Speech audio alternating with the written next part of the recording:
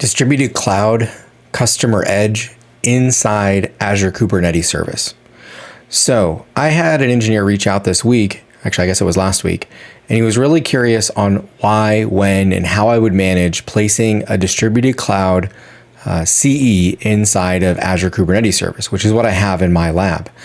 I'm going to go over that real quick, and then you can kind of decide which type of customer edge you want to use. Now, there are a few different types, but this one has some pretty good use cases. So I'm going to go ahead and share my Chrome.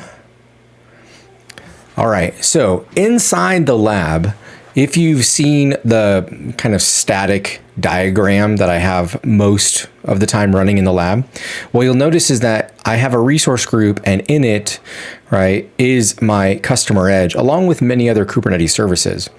Now, the reason I decided to place this customer edge inside Kubernetes, for me, it meant less infrastructure. And that's one really good reason why you might choose it. If you don't have the ability to run virtual machines or the ability to run a piece of hardware to host that CE software, then placing it inside a Kubernetes environment could be a viable option. What I'm doing here is I'm instantiating the CE via a manifest. And then that manifest does all the same things, as the services come up, that you would normally get in a CE if it's running in a VM environment or if it's running in an appliance, So it comes online, it does all of its stuff. And then from there, you get this really nice benefit of it being able to talk directly to any service that exists inside that Kubernetes cluster, as well as being able to talk to resources that exist outside of the cluster. So you can see here I have mine talking to Nginx and Argo. There's a couple videos on those ones. And then also you can see there's this dotted line where it also sits in front of some big IPs. It sits in front of some Nginx instances. And these things are running outside of the Kubernetes cluster. So just because it's inside a cluster doesn't mean you can't use it outside as well. But it does give you the service discovery of the resources inside the Kubernetes cluster basically free, because you don't need to create some kind of authentication for the CE to be able to talk to it since it's already inside. Now, there are a couple other use cases of why you might choose that. No infrastructure being one. That's a pretty good one. That could be your path forward. Another one is the migration of infrastructure. So maybe some of my resources exist inside Kubernetes and some of them exist outside. Maybe it's parts of the application. Well, if my goal is to get to an only Kubernetes style solution, well, placing my migration tool inside the cluster gets me one step closer. So I could use it to break up services. Some services live out, some services live inside. The other one is to mesh infrastructure together. So maybe I have more than one Kubernetes cluster. I can use the CEs as a mesh endpoint, so like multi-cloud networking. I can have those CEs bound together either on their node ports of the cluster or across the global, regional edges of distributed cloud, and I can make a mesh of two different clusters allowing services to talk to each other. That's another good reason it lives inside. And the last one would be, at least for my use cases that I've seen, would be the secure Kubernetes gateway. And that could be something like, I need to create a more secure environment to get into my Kubernetes cluster. Maybe I'm using something like mTLS, and I'm in a public cloud and I have no way to do mTLS on the public cloud load balancers. So if I place a customer edge inside that managed Kubernetes service like AKS, then I can turn mTLS on because I'm actually coming out, or I guess coming in from the regional edges. So there's some benefits for security on that point too. Another one would just be API security. So as we know, the default ingress inside most Kubernetes platforms is Nginx, but it doesn't have the security modules with it. So if I wanted to do API security, maybe authentication, authorization, validation, look for things like rate limits or, host addresses or client IP addresses, build those API definition files, those would also be available because I'm doing that kind of machine learning on the CEs, but it's acting as a secure Kubernetes gateway. So those are the reasons why I choose it. And then I'm going to walk you through right now how easy it is to deploy. It is probably the easiest way to get a customer edge site up because you already did most of the labor with deploying your Kubernetes site. So, Kubernetes infrastructure. So in my case, I have AKS. So if I go and I look at the docs for distributed cloud, there's what's called create a Kubernetes site. There's two ways to do this. The first one is to create it with the manifests, and the second way is to create it with Helm. I'm choosing to do it with the manifests. I think when I built mine about a year ago, I don't remember seeing the Helm, and it's working, and I can still do the templating that I like with the manifests in Terraform, so it doesn't really bother me. So you can see some of the deployment information on here, AKS, EKS, most of the managed Kubernetes platforms, OpenShift as well, right? Coming down here, there's some things that you have to make sure. By default, AKS already has all this stuff set up, so you don't have to do anything special. Some of the things that you can and cannot do, because we're going to be hidden from a lot of things, there's some features that are just slightly different in that space. I'm using the kubectl, right? So the manifest version. So there's some steps. I have to create a site token, and you'll see that variabilized.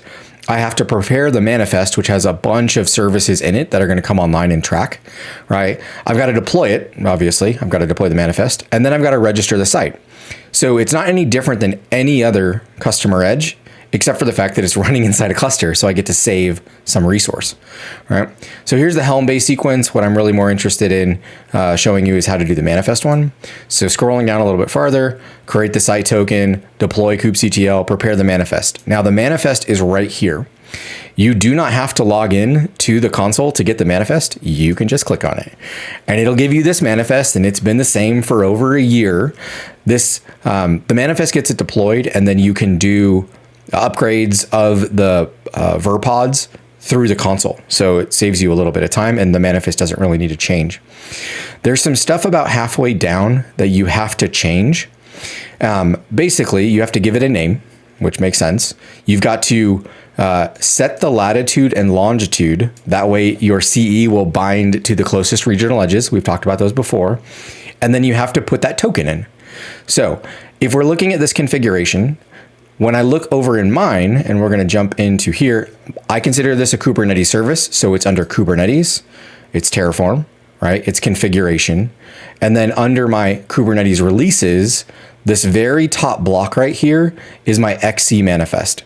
So what I'm saying here is I'm going to create a data object so I know where the data lives. I'm going to create the namespace prior to creating, prior to running the manifest. And then I'm going to stamp in, right, my variable. So you'll see that in a second. So this has a depends on, so I'm going to run the manifest depends on the namespace being created. And that manifest lives in here, and it should look very, very similar to the one that you just saw from the example, and that's the K8 site. So when I run Terraform, it goes, okay, here's where the manifest lives. If I ever feel like I need to, I can go grab another manifest, and then I just have to change those simple sections, right? And then when Terraform runs, it goes, here's where the manifest is. Here's where I'm going to create the namespace. For some reason, we don't create the namespace inside the manifest, and I didn't want to take that on as being my responsibility. So that's why I create the namespace with the Terraform resource beforehand. And then in here, I've put in my lat long for just, Oregon, and then my token. So my token's variabilized, and that's hidden away. And then the site name is variabilized, and that's hidden away as well. So I can leave this out in the repo, and I don't have to worry about it. Terraform runs, it spits out basically a site inside distributed cloud. Before that, though, it does create these resources. So inside the portal and inside my AKS deployment, and then if I look at my services, under the namespace is going to be ves-system. You saw that kind of created a little bit ago. In this case, there's, I think, 7 of them. If I was going to run this in a Kubernetes site of 3, then what you'd see, I believe, is 3 ver pods. And in that case, I would have 3 of them, just like a 3-node cluster for a CE, but there are 3 pods running inside this deployment. So you'd have all the regular ones. And in case you're ever curious, these are all the settings that exist inside the CE anyways, with more, right? Because it's going to do things like hosting, if it can do that, and a few other features. But these are the base features that get a CE online. Ports that are open, but I don't really need any of those things because, again, it's reaching out to go up to the internet to bind in. Or it's reaching just to the node if I'm going to expose it with a node, which I do actually down at the bottom here if I want to create that mesh.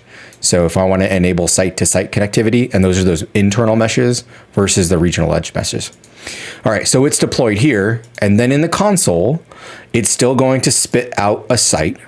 My site's already registered because I use this for all of my demo pieces. But when I come in here and I look at my Azure sites, because it's in AKS, so it knows where it is, right? So inside my Azure sites, let's see, actually, we're going to do this a different way. So inside sites, and then connectivity. And then we can see in here where I've got my Azure deployment, and along with many, many other deployments, this is my AKS site. So inside the portal, it looks very similar, except for if I ever try to do an upgrade of the underlining OS, I can't, because all there is the F5 software, those ver pods that are running inside AKS. At this point, I can do everything like normal inside the console. I get to control it, do all the pieces.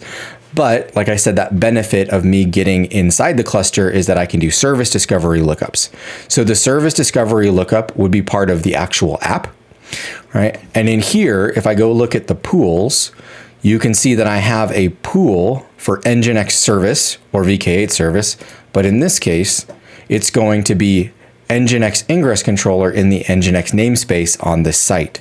And I don't have to do anything special. So it gives me a really fast way to do a deployment of a CE into an infrastructure that maybe doesn't have VMs or hardware. Maybe I want to do a migration of services and I want to be prepped for that. Maybe I want to create a Kubernetes style mesh between infrastructures, or I just want to start doing security on it. Those are really good use cases for why the CE gets deployed and how easy it is. It really is just a manifest after you create the site token, update the lat long, right, and then give it a name. After it's all done with that, if you needed to delete it, you could just delete the namespace, or you could delete the services outside of the cluster and then delete the namespace and all the resources. So it gives you a really, really simple way in many environments to get exactly the same feature sets. All right. So on that note, I hope that this is something that you're going to take a look at when you see the different kinds of sites. Now, again, there are many kinds, but this particular one is the one I chose for the lab. And it's also a really good way just to be able to create something really, really fast, see what it looks like, and provide some secure and deliverable services. All right. As always, have a great day. If you have any questions, open an issue on the repo. Thanks.